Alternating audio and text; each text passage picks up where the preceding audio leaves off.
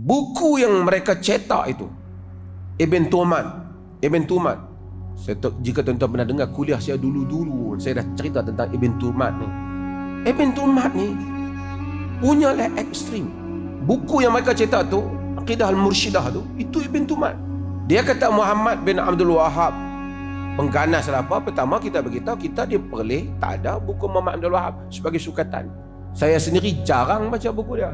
Pernah tengok lembaran-lembaran buku dia, tak ada buku dia yang kita khatam pun. Pasal kita pun kata rasa orang lain tulis lebih menarik. Tak adalah kerana kita tak baca buku dia kita nak pergi tuduh dia. Tapi nak menuduh orang. Dia kata, oh kalau awak bela dia, artinya awak mazhab dia lah.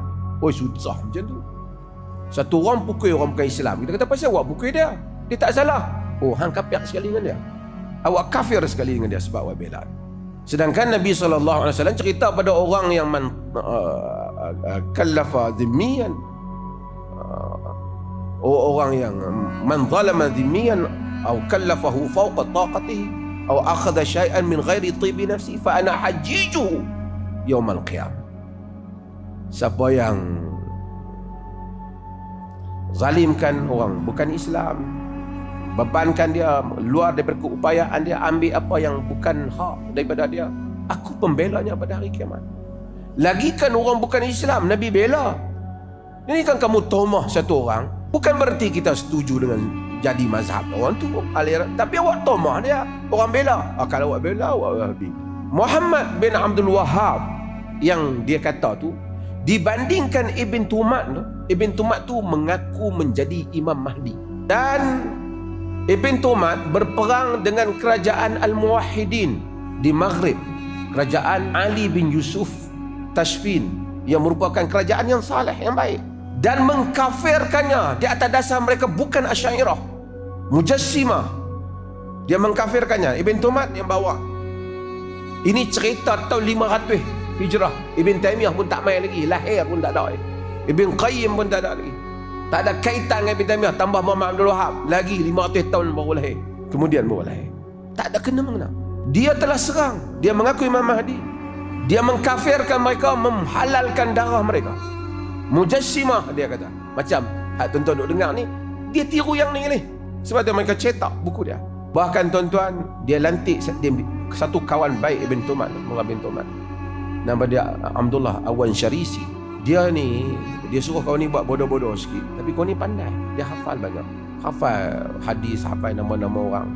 Lepas tu dia suruh kau ni muncul di hadapan orang dan bagi tahu bahawasanya malam tadi malaikat telah datang kepada aku dan telah belah dada aku dan telah memasukkan ilmu kepada aku.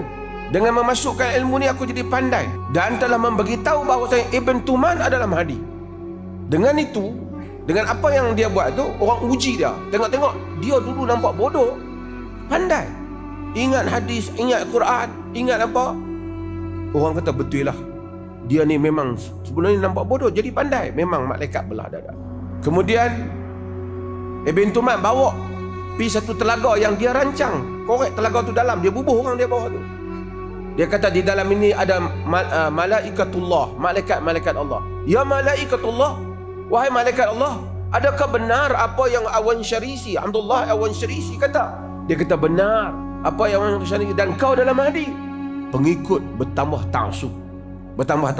Tu ni cerita geng bomo hak melompat hari tu lebih kurang macam ni.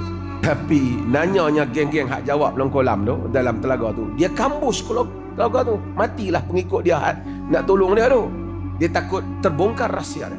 Dan dia buat malam itu nama Lailatul Tamyiz. Kononnya atas ayat liyamizallahu al-khabitha minat tayyib. Untuk Allah membedakan antara yang buruk dan yang baik. Dia bunuh dalam satu malam 70,000 orang Islam.